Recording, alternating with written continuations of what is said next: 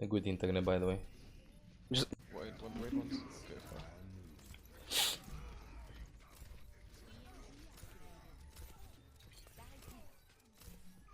Still savable. Nice. See, good callouts.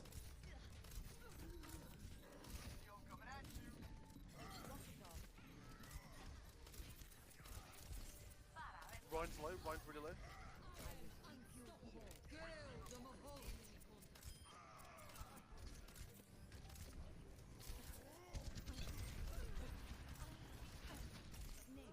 Is Arya sleeping? Nice defense. Fine. Okay, good. First, this being Anna, I'll go very in depth in this 1 minute of the clip.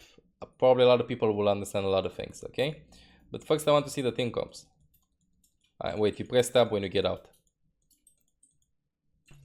Thank you. Wow. Oh, Wow. The sit thank you for the prime. Shit. Can we go ultra slow motion, please? Ultra slow motion. Oh my fucking god, I'm slow. Okay, this is enough. So, let's see what they have. They have Rein, Mei, McCree, Anna, Zarya, Moira, Nefarious Individual. Thank you for your tier 3 resub for months. That tier 3 flex. Thank you so much. Thank you, Nefarious Individual. Again, they have Rein, Mei, McCree, Anna, Zarya, and Moira.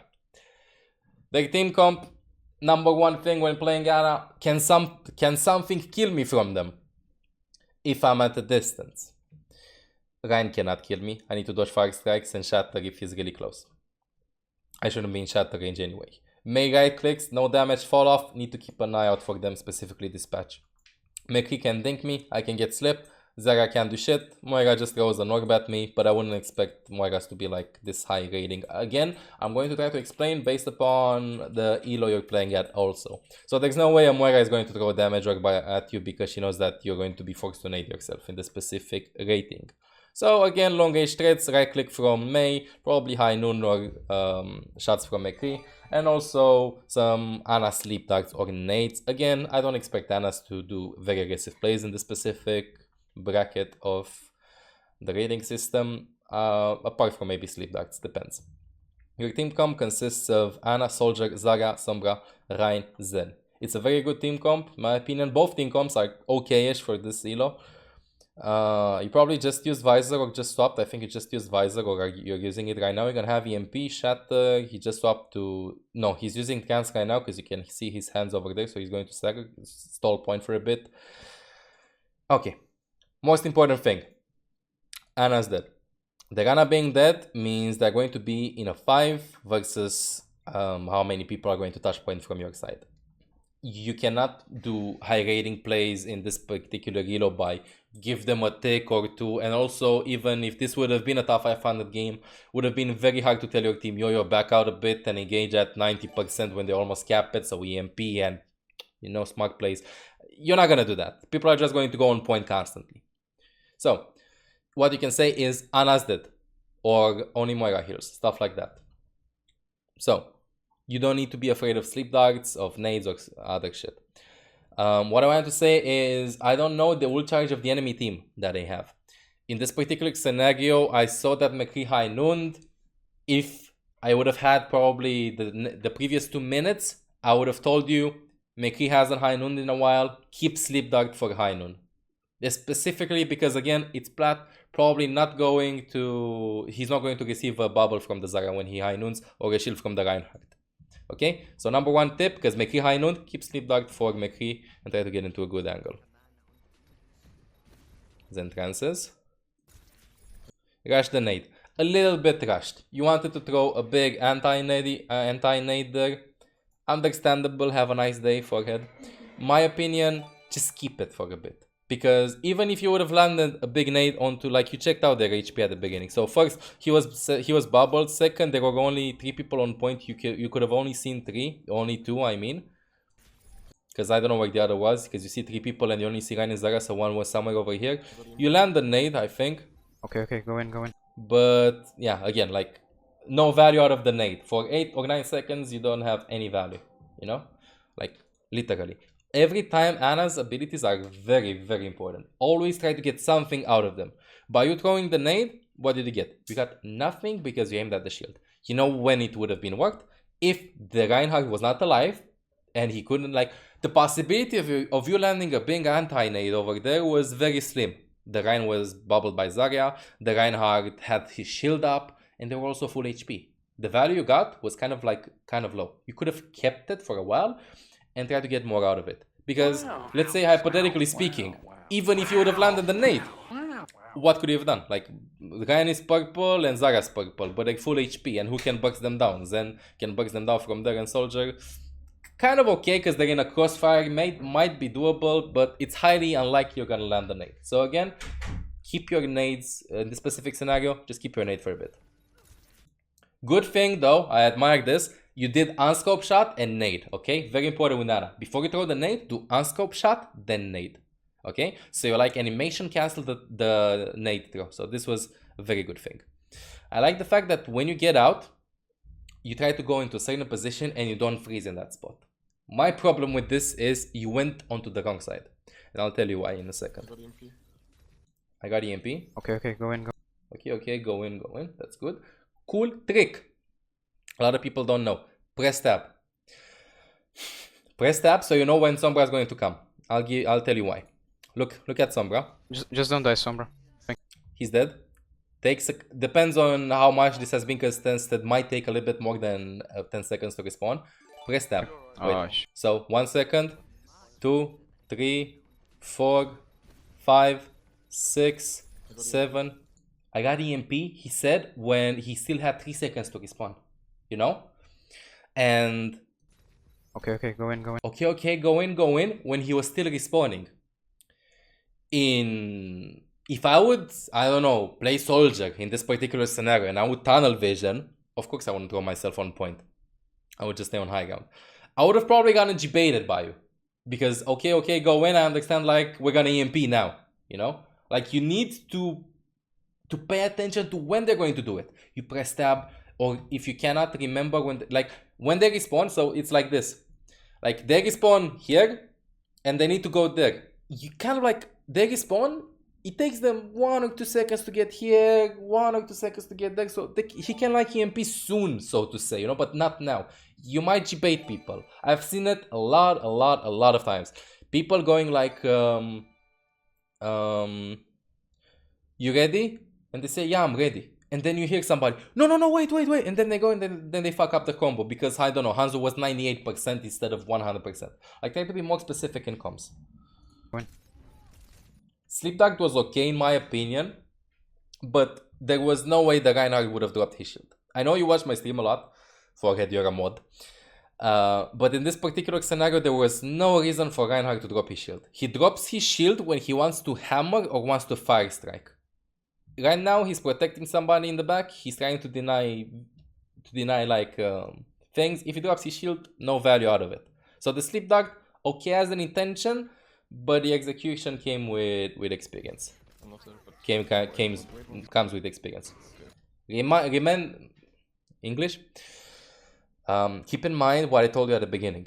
McCree did not high noon for a long time. Look what he could have done with the Sleep Dart. Look at this McCree over here. Easy Sleep Dart, just go to sleep and just hide here. Look, boom, nice and easy. Especially with the Shatter, he got 2 kills because of it. Because you trying to Sleep Dart the Reinhardt that had no reason to drop his shield in that specific scenario. You did not have Sleep Dart to sleep the McCree that killed 2 people. I know it's kind of in depth again, but the main way you play Overwatch is you play around the limits of the enemy hero and you try to process as fast as possible what the enemy hero is going to do. So my brain would have thought this. Go in. No way Reinhardt drop shield. No reason. If I would play Reinhardt, I wouldn't drop shield. Why? To rest my shield? My shield, I would have probably dropped my shield if my shield would have had some cracks in it, you know? But it doesn't have cracks, I have 2k HP, no reason I can drop my shield. Okay? And again, like if you think he has shatter, then maybe you can try to sleep dart him. Then when you think he's going to get a shatter, but from this distance, this was like right at the edge of shatter. You know, I don't think the Zen would have been shattered. So he just waited for people to get in range. So maybe try to sleep the shatter. Understandable, but then again, McCree's ult is probably more likely easier to sleep than Ryan's shatter to synchronize it perfectly. He might have thought he was going to fire strike. Okay, go in. Still, okay. Understand that argument, but then again, he has high noon. Keep your sleep darts for very important, easy sleepable ults. Okay? And I'll tell you in a second why I don't like this position. The nade was good, heals Still are savable. good. Nice. Still savable, good comms, okay. Healing, moving constantly, try not to jump that much in open space because you can be shot from them. Like, you see me jump a lot, but I also like AD and crouch a lot. Like, you know, like don't constantly just jump like a bunny, you know? Just try to move more heretically, if that's a word in English. Okay. Tell your team to stay on point if possible, because they're going like very YOLO. You want to nano the Zarya because you're afraid she's going to die. Comes with experience, I understand this nano. It's okay, she's full charge, maybe gets grav. It's okay, it's an okay nano. The fight is not won yet. By the way, Mei dead, Ana dead, you have 5 people on point. Right now it's a 5 versus 4. This comes with experience, again. In my opinion, the fight was won because your team has spawn advantage once, so the person that died earlier is going to respawn fast. I think he swapped from Pharah to Soldier, he just respawned. Second, Diana was dead at the beginning of the fight, and when she respawns, holy shit. So, you press tab to see when she respawns. Like, this is the fight that's going on here, okay? Very important thing. The fight is going here, okay? If you're a shot caller, you need to know this. The fight is going here. Ana dies. 10 seconds, she's out, but she respawns over there. When she respawns, you press tab, close when she respawns. When she respawns, this is why I press tab that much, by the way. So this is why I press tab that much. Thank you, that Tiger Horse, for the free tip. Thank you so much. She respawns over there, but it takes her a couple of seconds to come back, you know? So that means that my head starts calculating. When she's dead, I know that she's not in the fight for the next couple of seconds. And I know that she has like 2 or 3 more seconds probably right now based upon how the fight went, if I'm not mistaken. She should be somewhere around here to come in and contribute to the fight. This way you know if the fight is won or lost.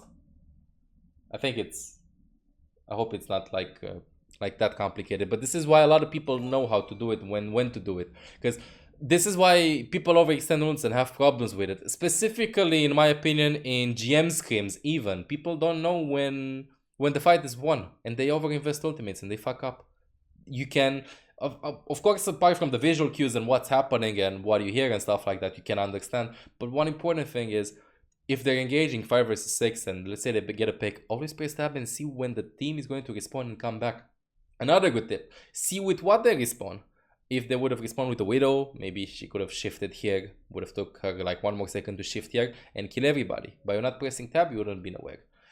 When I stream and I press tab that much, you see why I press tab. I hope a lot of people understand why I press tab right now. Because I check when they come back, and when he or she swaps to something, I know what they want to do. Like, let's say if they swap to Tracer, I know they want to flank me from here, so I'm going to play from left side. If they swap to Widow, I know she's going to grapple at this window over here, so I'm going to try when I'm going to try to listen to the grapple, and then I'm going to try to play in a safe spot before she grapples. Getting grab, what I meant with getting grab is you sometimes nano the Zarya to save her because she's full charge and don't want her to lose charge, and second, she can play more aggressive because she's not low HP, and she's not, so she's more tanky, to try to farm graviton, as in walking forward and try to do damage that she wouldn't have done if she did not have nano on her.